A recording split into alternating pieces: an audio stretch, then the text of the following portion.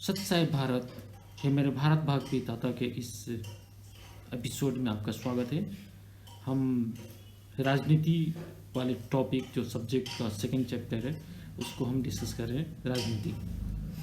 राजनीति में हमने पीछे बहुत सारी चीज़ें देख लिया था। हमने कांग्रेस देखा, अदर पार्टीज, थर्ड फ्रंट जिसको बोलते हैं, अदर पार्टीज देखा, कम्युनिस्ट को देखा हमने, और अपनी मैच्योरिटी के बारे में भी हमने डिस्कस किया। अब हम जो आज की डेट में जो सबसे ज़्यादा इन्फ्लुएंसिंग पार्टी है उसके बारे में डिस्कस करते हैं, दैट कॉल बीजेपी। तो हम बीजेपी की डिस्कशन कर रहे हैं।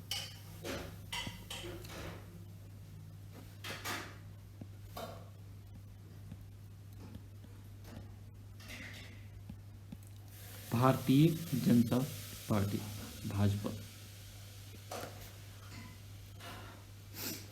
आपको ये जान के आश्चर्य होगा कि आज जो पोजीशन है, अगर आप बैकग्राउंड नहीं जानते तो आपको लगेगा कि हमेशा से विनिंग एज में रहे हैं, लेकिन भाजपा की वजह में नो रिक्वायर्ड पार्टी,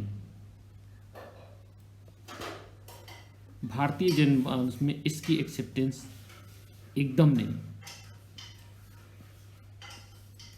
इस पार्टी की भारतीय जनमानस में एक्सेप्टेंस नहीं है। यही रीज़न है कि ये इतने सालों के तक इन्होंने अभी देखिए 5 साल 6 साल हो गया सेंटर में गवर्नमेंट बनाया। उसके पहले अटल जी की भी 5 साल सरकार रही, लेकिन इनकी क्या है कि इनकी एक्सेप्टेंसी जो है इंडिया में बहुत ज़्यादा कम है। मतलब इंडिया के लोगों को इनकी ज़रूरत नहीं है। केवल कुछ सिटीज़ होते थे जहाँ पर थोड़ी सी जो मुस्लिम और हिंदू का चक्कर होता था, जहाँ मुस्लिम ज़्यादा होते थे और दंगे वंगे होते थे, वहीं पर इनको ऑप्ट किया जाता था, इनको वोट दिया जाता था। शहरी क्षेत्र में ही होता था केवल वोटिंग होती थी, और ग्रामीण क्षेत्र में तो इनका तो कुछ था नहीं। दूसरी चीज़ था कि इनकी अब हिस्ट्री देखेंगे, आप हिस्ट्री देखेंगे तो 1984 में 2 MP हुआ करते थे, वेटनर जो थे अटल जी और अडवाणी जी। और उसके 1984 के बाद 1989 में जो इलेक्शन हुआ तो बीपी सिंह लोगों से इनकी गठजोड़ हुआ, जिसे आज भी देखते हैं कि बहुत सारे पार्टियां मिल के सिस्टम बनाती हैं, किसी और से फाइट करती है। तो इन्होंने फाइट किया, बीपी सिंह, जनता दल और बीजेपी और कम्युनिस्ट मेन जो थे, और सारे साउथ में भी थे, उन सब ने मिल के क्या किया कि कांग्रेस के अगेंस्ट में फाइट किया।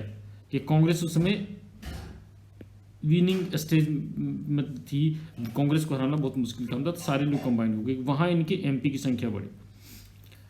उसके बाद इवन अटल जी की गवर्नमेंट 5 साल रही तो उन्होंने डेवलपमेंट की बात, बहुत ज़्यादा डेवलपमेंट को प्रोजेक्ट किया, तब भी उनकी सरकार आगे नहीं बनी। और अभी भी आपने देखा होगा कि जब भी इनकी चुनाव होते हैं तो ये हिंदू मुस्लिम और बहुत ज़्यादा क्षुद्र बोलते हैं ना, बहुत तुच्छ स्टेज पर आकर के डीलिंग करते हैं। मतलब इनका जो हेड ऑफ द डिपार्टमेंट है, वो भी, उसको भी शर्म नहीं आता सरेआम झूठ बोलते हुए, और सीधे सीधे मैनिपुलेट करते हैं। सबको पता चल जाता है क्यों करते हैं सारी चीज़ें, क्यों केवल डेवलपमेंट की बातों पर खड़े नहीं होते हैं, क्योंकि इनकी एक्सेप्टेंस भारतीय जनमानस में नहीं है। इनको बहुत कम वोट मिलता है, बहुत कम लोग इनको पसंद करते हैं। ये केवल आप मीडिया देखिए, आप पूरी मीडिया लगी हुई है, पूरी सिस्टम इनका लगा हुआ है, तब भी ये पूरी तरह से विनिंग स्टेज में नहीं आ पाते हैं, क्योंकि भारतीय जनमानस में, फिर से मैं रिपीट करता हूँ, बीजेपी की एक्सेप्टेंसी नहीं है।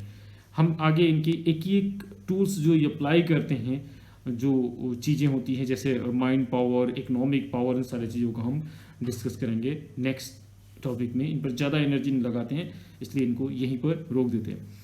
Thank you.